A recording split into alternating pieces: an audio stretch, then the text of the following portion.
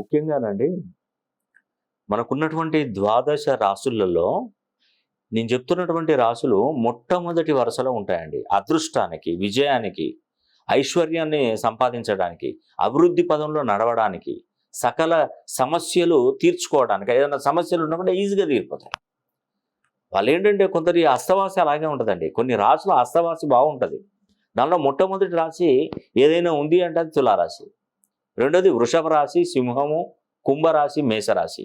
ఈ 5 రాశులలో గనక మీరు జన్మించినట్టయితే మీరు నిజంగా జన్మ ధన్యులేనండి. మీ జన్మ ధన్యమైనట్టే. ఎందుకంటే ఈ 5 రాశులలో మీరు జన్మిస్తే దాదాపుగా మీరు మట్టిని ముట్టిన బంగారమే. అలాంటి యోగం అనేది కూడా మీకు కలుగుతుందండి.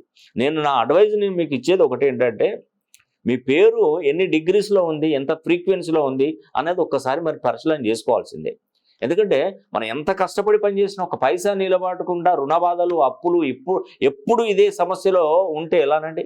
మనం జీవితం గడుస్తుంది, టైం అయిపోతుంది, సంవత్సరాలు గడుస్తాయి. కానీ మనం ఎక్కడున్న వాళ్ళం అక్కడే ఉంటాం.